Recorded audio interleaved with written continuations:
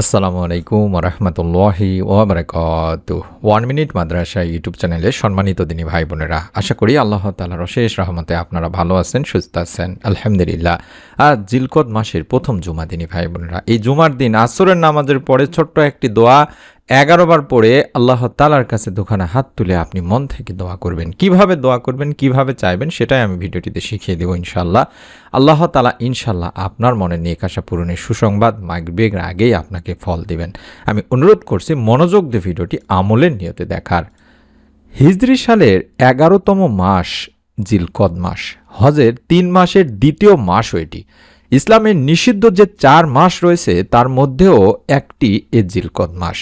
ইসলামের ইতিহাসে বিভিন্ন কারণে এই মাস অনেক গুরুত্বপূর্ণ দিনে ভাই বোনেরা।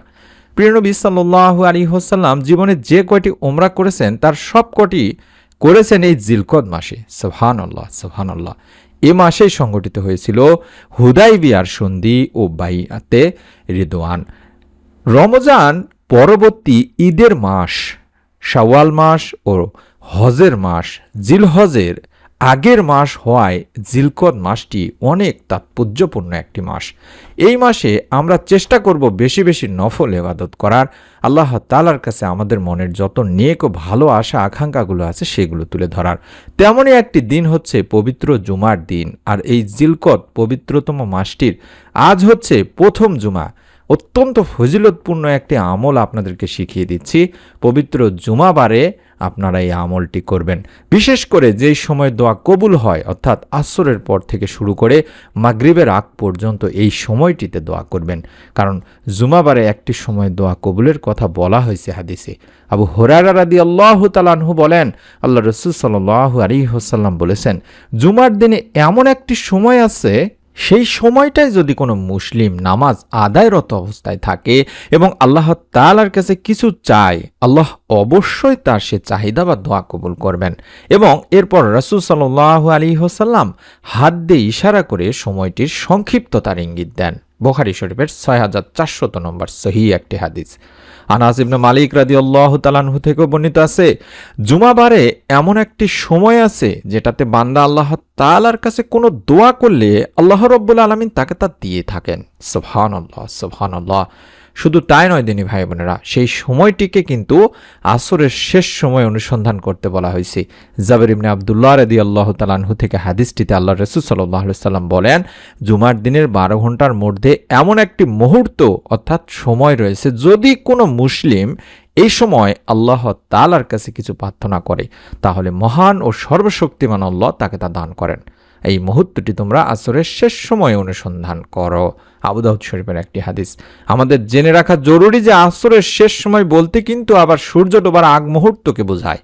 আব্দুল্লাহ ইবনে সালাম রাদিয়াল্লাহু তাআলা আনহু বর্ণনা করেন, শুক্রবারে বা জুমাবারে আসরের পর থেকে সূর্যাস্ত পর্যন্ত দোয়া কবুল হয়। বিখ্যাত সিরাত গ্রন্থে বর্ণিত হয়েছে, জুমার দিন আসরের নামাজ আদায়ের পর দোয়া কবুল হয়। আমি আশা করছি আমার সম্মানিত দিনী ভাই বোনেরা এই মুহূর্তে যারা ভিডিওটি দেখছেন তারা বুঝতে পেরেছেন, পবিত্র জুমার দিন আসরের থেকে শুরু করে সূর্য ডোবার আগ পর্যন্ত আমরা যত ব্যস্তই থাকি না কেন, দিনী ভাই বোনেরা সকলেই আপনাদের বাড়ির সবাইকে বলে দিবেন যে ভিডিওটি দেখছেন, আপনার কাজ হলো এই দাওয়াতটি পৌঁছে দেওয়া। সকলকে বলবেন পবিত্র জুমার দিন আসরের নামাজ থেকে শুরু করে মাগরিবের আগ পর্যন্ত যার যার মনের নেক আশাগুলো আল্লাহ তাআলার কাছে তুলে ধরা। আল্লাহ রাসূল সাল্লাল্লাহু আলাইহি ওয়াসাল্লাম ইরশাদ করেছেন, তোমরা জুমার দিনে আমার উপর বেশি বেশি দরুদ পাঠ করো, কেননা তোমাদের পাঠকৃত দরুদ আমার সামনে পেশ করা হয়। তাই আমরা জুমার দিন বেশি বেশি দরুদ পাঠ পূর্বক মনের নেক আশা পূরণের জন্য একটি ছোট্ট দোয়া পাঠ করব। আল্লাহ তাআলার কাছে আমাদের মনের নেক আশাগুলি তুলে ধরব। দোয়া হচ্ছে মুমিনের হাতিয়ার দিনী ভাই বোনেরা। আমল ও দোয়ার মাধ্যমে আল্লাহর নৈকট্য অর্জন করা সম্ভব। আল্লাহ সেই বান্দাদের সবচেয়ে বেশি ভালোবাসেন যারা তার কাছে চায়, আর যারা চায় না তাদের প্রতি অসন্তুষ্ট হন। তাই তো আল্লাহ তাআলা বলেন, নিশ্চয়ই মানুষকে সৃষ্টি করা হয়েছে অস্থির করে। যখন তাকে কোনো বিপদ স্পর্শ করে তখন সে হয়ে পড়ে অতি মাত্রায় উৎকণ্ঠিত। সূরা মাআরিজ আয়াত 19 থেকে 20। তাই বিপদে আপদে মুচড়ে না পড়ে আল্লাহ তাআলারই কাছে সাহায্য চাইতে হবে, বেশি বেশি দোয়া করতে হবে। আল্লাহ রাব্বুল আলামিন বান্দার দোয়া কখনোই ফিরিয়ে দেন না। সুবহানাল্লাহ। হাদিস শরীফে পাওয়া যায় দোয়া কবুলের 3টি অবস্থা, অর্থাৎ আপনি যে দোয়া করেছেন এই দোয়া 3 পদ্ধতির যে কোনো এক পদ্ধতিতে আপনাকে এই দোয়ার প্রতিদান আল্লাহ তাআলা দুনিয়াতে হোক বা আখিরাতে হোক বা এর মাধ্যমে আপনাকে বিপদ আপদ থেকে রক্ষা করবেন, অর্থাৎ এর ফল আপনি পাবেনই। 1 নম্বর হলো দোয়াকারীর দোয়া হুবহু কবুল করে দুনিয়াতেই তাকে তার ফলাফল দিয়ে দেওয়া হয়।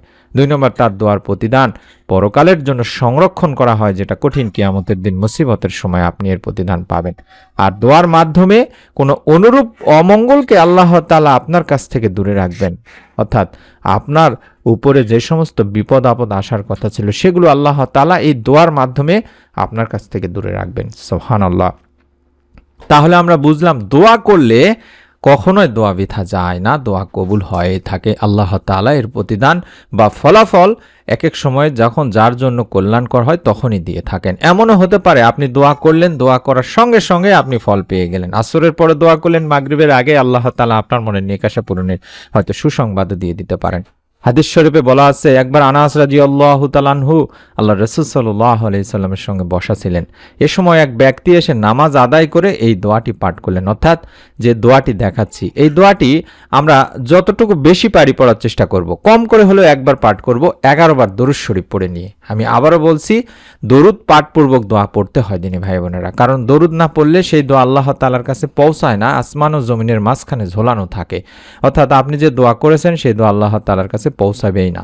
তাই আল্লাহুম্মা সাল্লি ওয়া সাল্লিম আলা নাবিয়িনা মুহাম্মাদ এই ছোট্ট দরুদটি 11 বার আগে পড়ে নিব। আশা করছি আপনারা দেখতে পাচ্ছেন, আল্লাহুম্মা সাল্লি ওয়া সাল্লিম আলা নাবিয়িনা মুহাম্মাদ।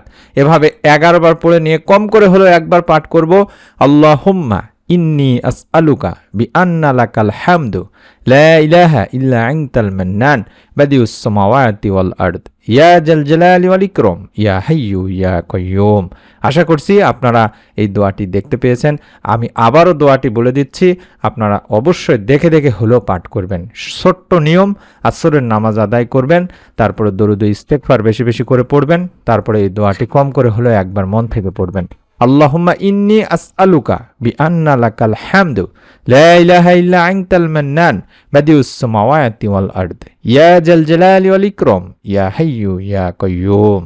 এই দোয়াটিতে আমরা যেটা বলছি আল্লাহ তাআলার কাছে, বা এর বাংলা অর্থ হচ্ছে, হে আল্লাহ, আমি তোমার কাছে প্রার্থনা করি, তুমি তো সব প্রশংসার মালিক, তুমি ছাড়া কোনো উপাসক নেই, তুমি দয়াশীল, তুমি আকাশসমূহ পৃথিবীর একমাত্র সৃষ্টিকর্তা। হে মহান সম্রাট ও সর্বোচ্চ মর্যাদার অধিকারী, হে চিরঞ্জীব, হে সর্বময় ক্ষমতার অধিকারী। রাসূল পাক সাল্লাল্লাহু আলাইহি ওয়াসাল্লাম বললেন, এ ব্যক্তি ইসমে আজম পড়ে দোয়া করেছে। ইসমে আজম মহান আল্লাহর এমন নাম যে নামে ডাকলে তিনি সাড়া দেন এবং যে নামে তার কাছে চাওয়া হলে তিনি সব চাওয়া পূরণ করেন। আবু দাউদ শরীফের হাদিস। সুবহানাল্লাহ।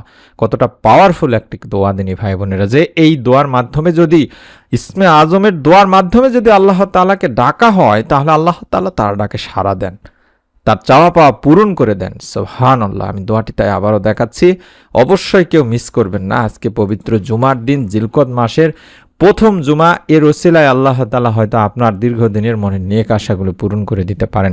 আসরের নামাজ আদায় করে, আবারও বলছি, দরুদ ও ইস্তেগফার বেশি বেশি পড়ে যে দোয়াটি দেখাচ্ছি অন্তত কম করে হলেও একবার পড়ে দুখানা হাত তুলে মন থেকে নিয়ত করে আপনারা যদি আল্লাহ তাআলার কাছে চাইতে পারেন, রব্বুল আলামিন আপনাকে ইনশাআল্লাহ নিরাশ করবেন না। আপনি দোয়া করবেন, আল্লাহ এই সময় দোয়া তুমি কবুল করো, তাই আমার দোয়াও তুমি কবুল করে নাও, আমার মনে নেক আশাগুলো পূরণ করে দাও। আমি দোয়া করি যারা আমলটি করবেন নিয়ত করেছেন, রব্বুল আলামিন যেন আপনাদের মনে নেক আশা পূরণ করে দেন। আমিন। ভিডিওটি অবশ্যই, যেটা বলেছিলাম ভিডিওর শুরুতে, আপনার নিকট আত্মীয়স্বজন, বাড়ির প্রতিবেশী যারা আছে সকলকে আমলটি করার জন্য বলে দেবেন বা শেয়ার করে দেবেন। নতুন আমলের ভিডিও পাওয়ার জন্য এই সাবস্ক্রাইব লেখা বাটনটির মতো একটি বাটন রয়েছে এই ভিডিওটির নিচে, অন্তত একবার চাপ দিয়ে রেখে দিলে আমাদের ভিডিওগুলো আজকের মতো আপনি দেখতে পাবেন যখনই দেব নতুন ভিডিওটি, সেই ভিডিওটি। আশা করছি আপনারা এতটুকু কাজ করে রাখবেন। সকলে ভালো থাকুন, সুস্থ থাকুন। রব্বুল আলামিন যেন আপনাদের মনে নেক আশা এই ছোট্ট আমলের ওসিলায় পূরণ করে দেন। আমিন। আসসালামু আলাইকুম ওয়া রাহমাতুল্লাহি ওয়া বারাকাতুহু।